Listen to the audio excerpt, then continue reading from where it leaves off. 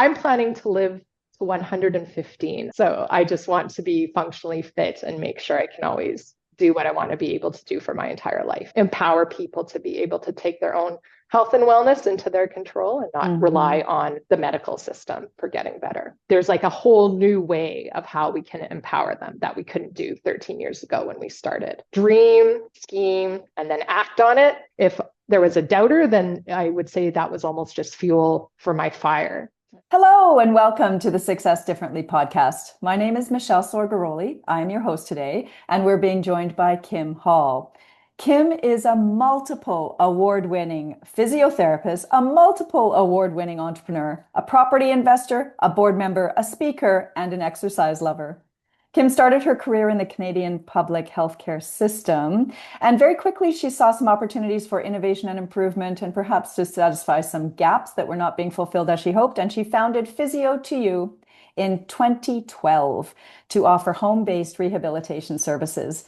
Now today, in as well as leading her team, she also consults for corporations on health-related initiatives. She presents at conferences. She mentors internationally trained physiotherapists. And she's a lifelong learner who not only enjoys piano, ukulele, guitar, and singing, but she also stays incredibly active through running, cycling, yoga, dance, stand-up paddling, and I think there was a short stint in kickboxing somewhere along the lines. Kim, it is an absolute delight to welcome you today. Thank you for joining us in this conversation. Thank you very much, Michelle. I'll add, I don't have children. Maybe someday I will, but the reason I had time to do all of that is because I don't have children. There you go. All righty. Well, thank you for sharing that with us. So as we started, physiotherapy, you've obviously been a very active person from the very beginning. I think you did even your undergrad and your graduation, your schooling and initial training was in movement, was it not? In the sciences of movement, if you will, yes. Was it? So what, have you always been a person on the move like you are now? That's a great question. So yes, as a child, I was very active, climbing trees, playing on the monkey bars. I think my parents used to call me a fish because whenever we went to the summer cabin, I was in the lake all day, just playing. And it was when I was in elementary school, I got into track and field. And at age 14, I had my first injury that left me with a limp. It was a calf strain. And it was a neighbor who saw me limping around and suggested, like, hey, have you seen a physiotherapist about that? I had no idea what a physiotherapist was. My parents didn't know what a physiotherapist was. It never dawned on them that I would need to see one, but she recommended it. I went to go see the physiotherapist at the sports clinic in Richmond. It was Rob Hoffman. And I thought, this profession is so cool. I love the intimate knowledge that the physios have of human anatomy and physiology. And then a lot of clinics are set up so that everyone's in the same space trying to improve and get better. So it's kind of fun to be able to have that support and socialize and know that you're not alone in your journey to healing and getting better and getting back to doing what you love. So it was when I was 14 years old that I was like, I'm going to be a physiotherapist. That is exactly what I want to do. So. You just knew at that point. Yes. Thanks to Rob Hoffman. Yes. And he was your first experience with a physiotherapist, is that right? That's right. Yes. Oh my gosh. What was it about him specifically? Was there anything that stood out to you that as how he showed up that sticks with you today? He was happy and cheerful, and he practiced what he preached. Like, I think he was quite a high level skier, but he was a fit middle-aged man at the time. And now he's a fit older man. And I think practicing what you preach is important when you are trying to convince others to do something that they should do. Yeah, isn't that the truth? So how has that informed you in your work today? That's a really good question. I also practice what I preach. So I try and live a very active life. I move through life. I remember once on the pool deck, instead of swimming, as part of my warm up, I was doing all sorts of like handstands and like very unique warm up drills for swimming on the pool deck. And an older woman came by and was like, wow, you're doing great. Like, what are you training for? And I said, life. So I just want to be functionally fit and make sure I can always do what I want to be able to do for my entire life. And I often give that message to my clients as well. Yeah, training for life. When you were, how old were you at that time? I would have been in my 20s. I might have been 26 or 27 at that time. When you said I'm training for life at that time, what did that mean to you then, as compared with what that means to you now, several years later? Yes, actually, I think it means the same. So because I was started my career as a physiotherapist in acute care at Richmond Hospital, I was seeing a lot of older adults, a lot of frail seniors. Uh, Frail seniors were coming to the hospital at 85, 90 years old, and I could see the difference between an active 85-year-old who'd live a life of fitness, exercise, wellness, eating right, and the 85-year-old that didn't take care of their body. And their bodies were so different. And it played a big factor in how quick their recovery was or how easy their recovery was. And so I think always thinking about the future and knowing that what I want to be able to do when I'm 85 gives me that inspiration to be active for life and training for life. Yeah, I would imagine that would be very informative, particularly early in your career. Yes, I also I had older parents, so both my parents have passed away, but I also saw my father and what he was capable of in his 60s and 70s. He lived quite an active life, and seeing other people's grandfathers that were the same age and couldn't do the same things my father did. So I guess seeing that every day and having it modeled for me at home and growing up, that it's age is just a number and you can still do great things and be very active and very fit even in older later in life. Yeah, exactly. Yeah, it's funny how early on in our career, or even when we study, or even when you were 14, these little moments impact the whole story, right? I know that if I understand correctly, Physio2U, your company today, you because you're home based, you do deal with a lot of less mobile or more senior people. Is that right? Or is that? That's right. Yes. When I started the business, I did try to appeal to everyone. And so we were seeing uh, busy office workers. So a lot of lawyers or people in the finance world, we'd go to their office around 5 o'clock and they'd have a wellness break at the end of the day. And for them, their time's so valuable. So that was interesting to help a handful of those people. We saw a lot of moms who were either postpartum or had 2 or 3 young kids, and to try and get to the clinic for herself. And while you get together 3 kids was just not possible. So for the physio to come to her home and be able to help her while the kids could still be safe and entertained was very unique. And but it again there weren't enough of those people that wanted that sort of specialized service. So over time, it became very obvious the people that really benefit from them, and there's lots of them that need our help, are these frail seniors that have a tough time getting out the door, or maybe they don't drive anymore. And so getting to an appointment is a challenge. And we're also helping them at a stage of life where their independence is so important. And so they're willing to commit both the money and the time into therapy services in order to maintain their independence. Yeah, that's beautiful. As a person who moves through life, it's a constant reminder for you, right? As you're constantly helping others be more adept at moving through life, I would imagine that this must be something that inspires you every day. Yes. And I would also say I'm not, I don't I feel have a lot of friends my age who just don't think about that stage of life, and they just put it off, and they're oblivious to what challenges they might encounter someday. And they're just choosing not to think about what life will be like when they're 80 years old, whereas it's in my face every day. So I think about that every day. And I think it's to my benefit that I am very realistic about what I may or may not be capable of at age 80, and like the financial foundation I need to have in order to live a really happy, full life at age 80.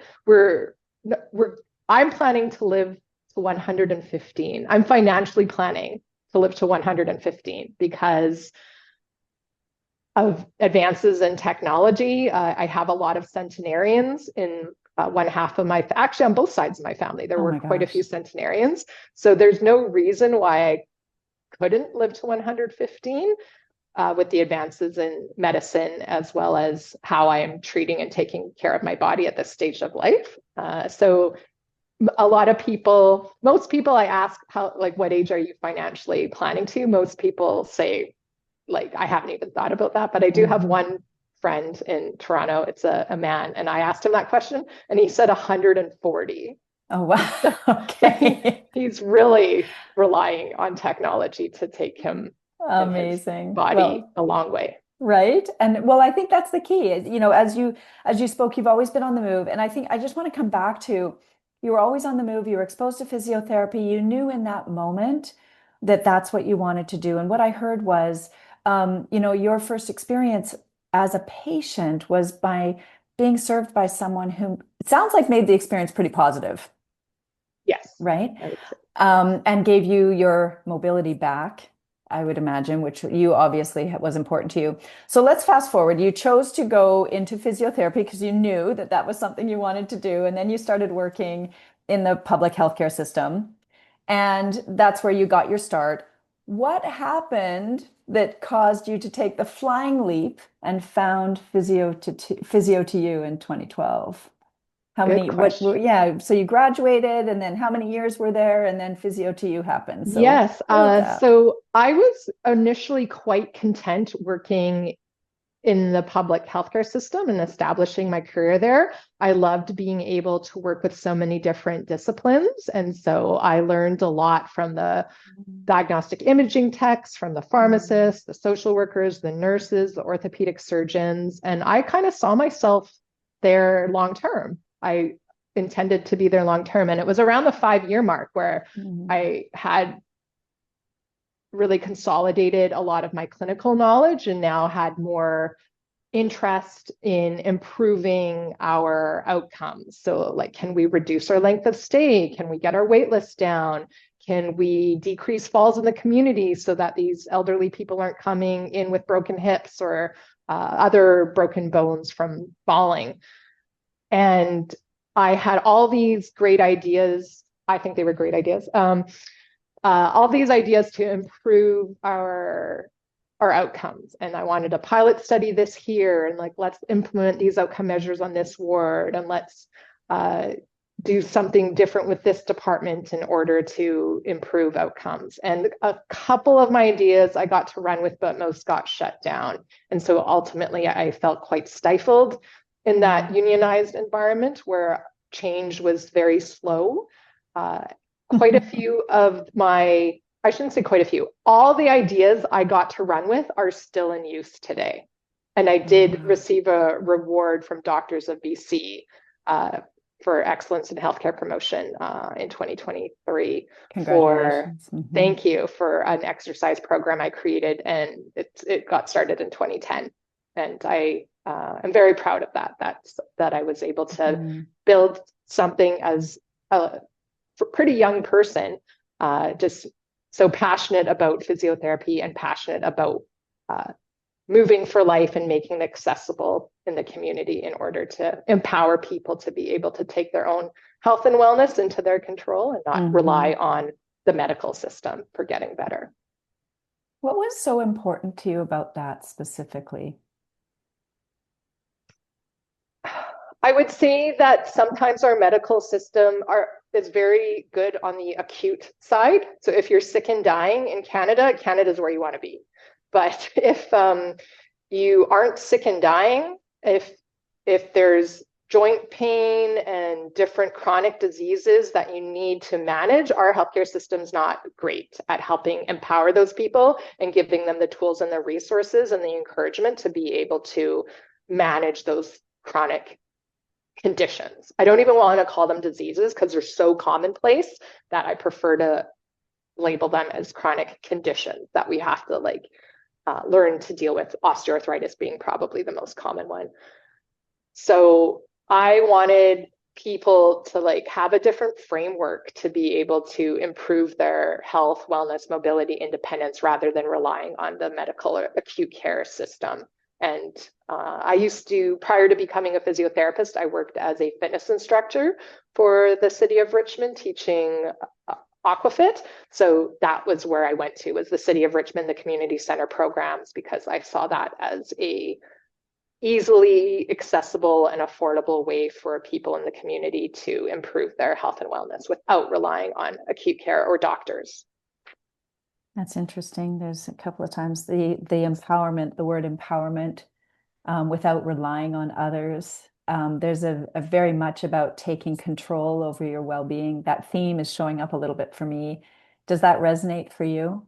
Yes, and at Physio2U, our mission is empowering lives. And I actually have to credit you, Michelle, for why Physio2U even has that. I guess we would have gotten there eventually, but I think we were I was about a year and a half or 2 years in, and we did not have a company mission, vision, or values. And you were mentoring my sister at the time and said, you guys need to have a company mission, vision, and values. And so my sister and I spent 2-3 hours on a Sunday afternoon at Calhoun's on West Broadway, which I'm not sure if Not it's there still anymore, but I remember it. Yes, I have it so ingrained in my mind. And my sister and I, for 3 hours on a Sunday afternoon, hashed out our mission, empowering lives, which is still what we use today at Physio2U, and it's been very meaningful in the work we do to empower both the lives of our clients as well as their family members or caregivers, and also our staff and our team members. That's funny. At that time, I hadn't yet met you. That's right. Right? Yeah, we didn't meet till several years later, I think. That's funny. So empowerment's clearly a theme. And I'm curious, often when we start a journey, you were inspired by your own experience of an injury and the healing that was possible. So you were inspired to stay active and what's the word? Mobile in your life, right? Be that way from a very young age. And then something happens where it becomes more about others, right? We want to be serving others to give them something that we experienced or want or have fulfilled in ourselves. What is it when you're talking about empowering lives today? How might that be different now, 13 years later, from when you first started Physio2U? I think the basic idea of empowering lives of all Canadians, like through all ages of life, that foundation is still there. But the way we do it and the way people find us has changed with technology.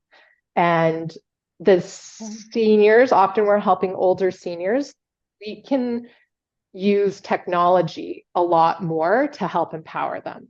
So if they are tech savvy, if they're willing to use apps, if they are willing to wear wearables and they understand how to use them and use the data, then there's like a whole new way of how we can empower them that we couldn't do 13 years ago when we started. So that's been a change, is the power of technology. And also seniors, when I started Physio2U, a 90-year-old, the average 90-year-old did not have a computer, did not have a smartphone, still wrote checks, like may or may not have used a credit card comfortably. And now all 80-year-olds are capable of doing, most 80-year-olds have smartphones. All 80-year-olds have computers with an email address, or just about all. Yeah. 90-year-olds, most of them do, and most of them have tablets. Most of them know how to FaceTime.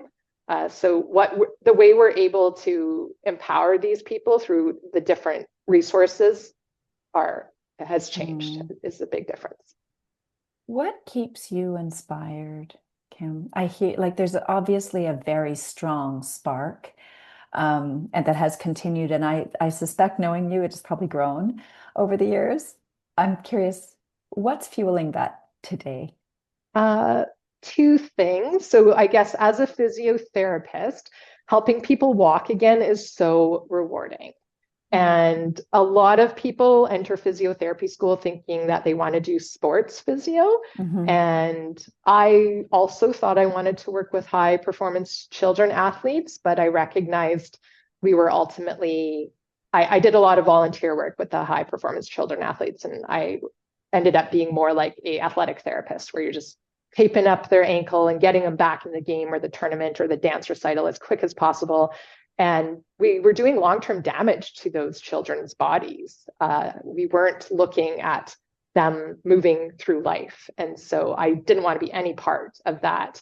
And instead, I ended up being quite passionate more about the acute care and medical and helping people walk again. So just completely improving and transforming their quality of life through physiotherapy with that ability to walk again. And I still find it incredibly rewarding. So I would say that's what's been very inspiring. I also don't take my health for granted. A lot of the time I'm working with people with multiple sclerosis or Parkinson's, and these are diseases or conditions like completely outside of their control. And I, sometimes might be tired to get out of bed, but I think about these people and they would give the world in order to be able to just hop out of bed and exercise and go to the gym, lift weights, and then work and enjoy life without having to take 2-hour naps or without having to pace and take such baby activities or do things like in little bits, and because their body doesn't have the stamina or endurance to go all day. And then as far as a business owner, I was very fortunate. I feel in Vancouver, so I was born and raised in a suburb in Vancouver and started the business in Vancouver. And it is incredibly there was so much support for me as a small business owner, as a female business owner. There was so much support from people like you volunteering for the Women's Forum, from the banks, from the law firms offering free workshops. And so I was definitely a student of learning and went to all these, any events that were free or, minimal cost to attend, $35, $50 here and there, I was there. I just wanted to learn. I wanted to network. And I think that was one of the things I did that really launched me forward as a small business owner, as a female business owner, as a physiotherapy business owner. A lot of the times I was just applying what is already done in regular business to healthcare. And that was unique. That was at the time, that was unique to just apply other business ideas to the healthcare model. And I guess seeing that success and knowing I set financial goals for myself and I hit them. So knowing that I can dream a really big goal and then scheme, break that goal down into the baby steps and how I'm going to get there, and then act on it, anything is possible. And I feel I'm living proof that is possible. So I would say from a business standpoint, that's what keeps me inspired and keeps me going is knowing that hard work does pay off. I can feel that. I'm seeing it. As you're sharing that with us, what's coming up for you in this moment? Sometimes I still have to pinch myself. I'm sitting here on a couch. So I moved from Vancouver to Vancouver Island 2 years ago, and I'm still managing the company remotely from Vancouver Island, and I have been able to successfully expand Physio2U in the Comox Valley, and I have an oceanfront home. So as I'm sitting here, I'm looking at the ocean waves from the Salish Sea rolling in on the beach in front of my house and snow-capped mountains in the distance. And 10 years ago, if somebody had told me that I would be sitting here on the couch living in Vancouver Island, having a business in multiple areas within British Columbia, 30-person team, I would have questioned it. I wouldn't have thought it was impossible, but I definitely would have had doubts.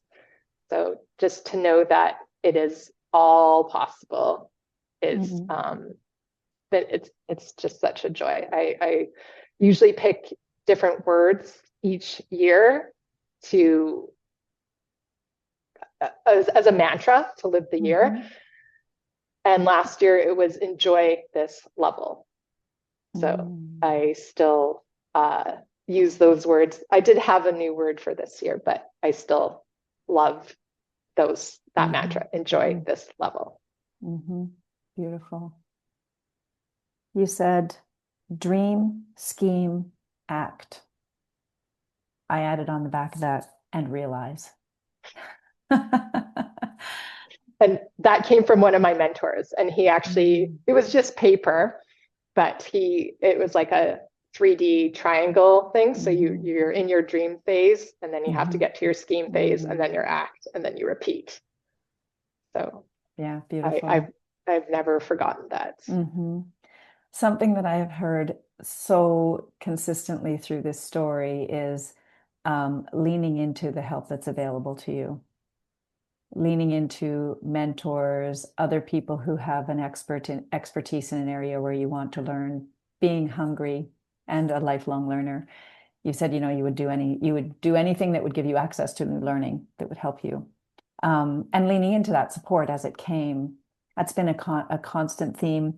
Something that really stood out. Does that resonate for you, Kim? Yes, and I'll say like I'm Okay. very one time somebody said, "Oh, you're so lucky. You're so lucky you've had all Mm, this success." I said, "I'm lucky that I was born in Canada as a woman in Canada and that I had good parents. That part was lucky. Everything else was my hard work and determination." mm, But I do recognize that in many, many other countries, as a female, I would not be able to run a business. I would not be able to like ask a man to remove his shirt and touch his body because I have to feel it in order to help his back pain or move better. And I might not be able to employ men. mhm, So all of those things as a woman in Canada, I'm allowed to do. So mhm, I do not take that for granted that I'm very fortunate to be in Canada to have accomplished all these things and even to have all the resources and support mhm. as a small business owner Yeah. in Canada. It's a really healthy frame to know, to be grateful for the foundation upon which you build that has been provided to you, whatever that foundation might look like, as you just outlined yours, and then to know what you can do independently that you have control over and really own that part of it. It's a really powerful piece to Mm-hmm. understand that. Mm? Yes, I agree. Yeah, I'm hearing that. Something that hasn't come up, but I've really felt such a strong sense of that through this conversation is compassion or empathy. Really, very often when we think about the ways people provide services and what they're doing, no matter what the service, they're thinking about very often the problem that they're solving for. And what I've heard consistently from you over and over is that you're seeing a much bigger picture, the long-term vision of life, the quality of life. So even if you had a calf injury, I think when you were 14, right? You said Yes. healing that calf injury. I suspect, Kim, that one of the things that you're bringing that is unique to this is that you're seeing how that calf injury might impact someone when they're in their 70s. Am I reading Yes. that accurately? Yes, I think at 14, like our Right. bodies bounce back pretty well. But by the Mm-hmm. time you're anything over 25, I would say, by the time you're over 25, if there's an injury and you don't address it, then it is going to impact you long term, Mm. impact a human long term. Right. So the frame, I think, is a really interesting one here because, yes, you can do the short term. I'm not a physiotherapist. I'm not going to pretend I understand this. My sense is that you can address it in the short term and get mobility back, and you can, get them back to your point, the dancers, get them back in the dance quickly, get them back on stage. But it's not necessarily a dealing with the longer term consequences. And Correct. is that okay? So my sense is that you have a very strong sense or commitment to the longer term consequences of that healing journey. Yes, I do try to bring people back to reality sometimes. I think one time I was at a cocktail party in Vancouver and there was this probably around 30, a person in their early 30s, and they were going to do a half iron. And I was talking to them about a half Ironman. So that's a long swim, a very long bike, and half a marathon at the end. And so I was asking them about their training, and I learned like basically this person had done no training or like barely any training. And I flat out told them, you should not do this race. Like you are going to injure yourself. You will not have fun. Like this is going to be a painful experience for you. And I would love for your first half Ironman to be a joyful experience or something you'd want to do again. And I think they were kind of not pleased with my bluntness, but I just imagined this human body putting themselves through that much activity that they haven't prepared or trained for, and they are just going to be a mess for months and possibly do some probably not long-term damage, but they would like, yeah, it's not a kind thing to do to your body. If you want to do a half Ironman, wonderful, but you got to train for it. Has anything in your work as a leader, as a business owner, as a professional physiotherapist, is there anything in your work that you would note that is noteworthy that's changed in the past 13 years for you? A frame or a perspective or a belief that you had then that has changed or is different today? That is a good question.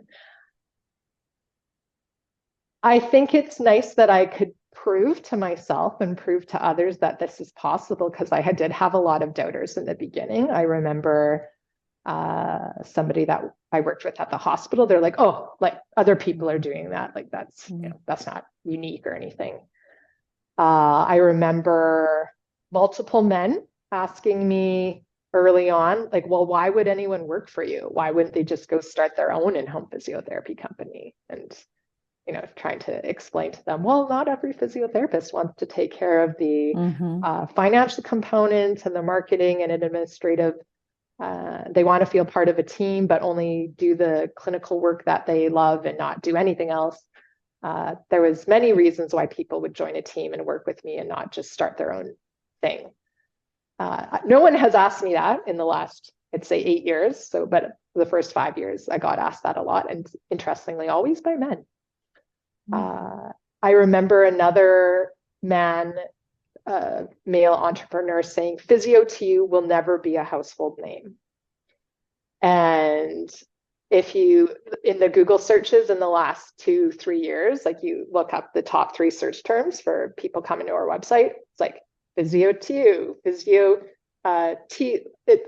the company name is 2 as in the number, 2U as in the letter U, but basically it was Physio2U in all the different ways you could spell it, with TOYOU and then number 2 YOU. So like our Google, it became a very common name, and so like it's being searched on Google. The company name gets searched when somebody knows that they need in-home physiotherapy. Well, I think Physio2U is the largest company in Canada of its type, is it not?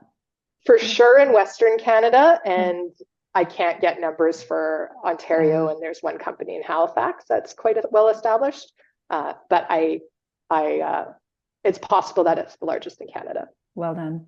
Congratulations on that. Yeah. You said the thing you started with when I asked that question was other people are doing that and there's nothing unique about it. In the work that I do with any services business, that's so common. It's such a belief system that it's not valuable because so many people are already doing it. I've got to do it differently. I've got to do it in a way that is going to add value differently. How did you overcome that resistance in your business? Learning. So learning from mentors like yourself, and then taking the time to like act on all of the recommendations and learning. Definitely that's how I got to where I am. I've invested a lot in business coaches over the years, and over time, the business coaches became specialized. Like, so I needed a business coach specific to finance. So I had like a semi-retired CFO mentoring and coaching me for that. And then interestingly, it was the people management business coach. I worked with her for 3.5 years. I had so much to learn in the realm of people management. And it's one of the shortcomings of our healthcare system is that there is a lack, the people management part is not done well in our public healthcare system in Canada. So that really transformed the ease that I can do that role now and not have the emotion behind it. Like it's all just, we've got our templates and our job description super clear and what it looks like to perform that job well and consistently or be inconsistent with it or exemplary. And I even had an intro feedback session. So basically introducing the template to one of our newer team members. And she had great things to say about it. She's like, wow, this is very well thought out. And yeah, this makes a lot of sense. So I am very proud of having done all that work with the people management coach to be able to be at this place where I have the templates and the systems and processes in place and the team members like understand and are happy to participate in this feedback process. And well, it's just, again, it's interesting, you know, because Physio2U is fundamentally different. It is actually unique. You're doing home care services delivered to rehabilitation services at home. It is fundamentally different than people, you know, saying there are always going to be people who say that that's something that you can't do because it's already being done and there's no way that you can do it in a way that is going to help your company be successful. The thing I want to highlight here is what you said right out of the gates was that you leaned on mentors and you learned. So you didn't throw out the idea. You just learned how to do it in your way, right? You were honoring what was important to you. You were bringing forward the idea in a way that was in your own vision, and you leaned on a lot of help to support you to be successful. When you're considering that part of the journey, especially in those early days when there was doubt and there were people who were reinforcing that doubt, because that happens, doesn't it? There's always people reinforcing that doubt. How did you help yourself manage those emotional challenges, if you will, as you were experiencing it? I think this is where being an athlete, a child or like teenage athlete, and having that confidence to be able to be like, well, I'll prove you wrong, or like, I would say, so just a bit of background. I've been running competitively since I was 12. I was able to run varsity at university and then turned to road running, and I've done 6 big marathons. And so I would say like that grit that you need for long distance running and always competing against yourself and the time. And if you don't show up to running practice, no one cares. Like you got to show up to basketball practice and football practice because you got to know the plays and stuff. But if you don't show up to running practice, like no one cares. Like you're only the service you're doing is to yourself. And so all of those habits and discipline and mindset definitely I carried over into business. And so if there was a doubter, then I would say that was almost just fuel for my fire to further ignite me and to be like, well, I'm gonna show you success differently. Cute. You know, I really want to highlight this habits, discipline, mindset that you got from your commitment to your sport, being running in this example you spoke to. And I heard that you're actually helping your clients, your patients do that as well, bringing the habits and the mindset and the discipline to empowering themselves, empowering their movement, empowering their life going forward. And I really tried to do that with my staff as well, like not only for their professional goals, but their personal goals as well. Yeah. It's a big part of what has allowed you to build this business, you know, and I'm so glad this came up because as you've highlighted, it doesn't matter if you have to show up for basketball practice in the sense that you are accountable to your team. But in an entrepreneurial space, the only person you're accountable to is you. Really. Exactly. So the past story of your sport and your history, as well as I would imagine that combination with the centenarians in your family, you're thinking, well, I'm going to be one of those. So it sort of linked the two pieces. Yes, right? yes, The longer term vision of the very yes, long life with yeah. the discipline mindset. One of the trophies I have on my windowsill is my father was second for the age 75 to 79 age category for men in the Sun Run a long time ago. And there's this beautiful soapstone seal. And so I keep it on my windowsill. One, because it's really cool that it's a seal. And now I live in a place where I see the seals playing and Mm, swimming by all the time. And then also to remember my father yeah. and how active and Ah, successful he was through life. yeah. As your first mentor, perhaps. Yes. That's beautiful. Kim, as we're just winding up, I'm curious if there's a particular story or something that has really impacted your journey over the last 13 years with Physio2U that you might like to share with us today. Huh. I think I just want to thank you and Oh. thank all my business coaches and mentors over the past 13 years. I even think of like events you've hosted and the resources Transformation Catalyst has, all the questions, like things that you can almost journal with. Mm, Um, yeah, I think it's just a big thank you. And that I would encourage others to look for the resources and the coaches that can help transform your possibly you might need assistance transforming your mindset and your confidence and the way you think about things mm. or just some business structure that can help take you forward. Well, thank you for that. Thank you for expressing that. And I also want to highlight that that has been a major gratitude and appreciation has been a major theme since I've known you for you and really building on those ideas of thanks for the help. It's a big part of who you are. And I'm sure that your team and your patients also benefit from that. So thank you for that appreciation. Okay, one last question before we finish up.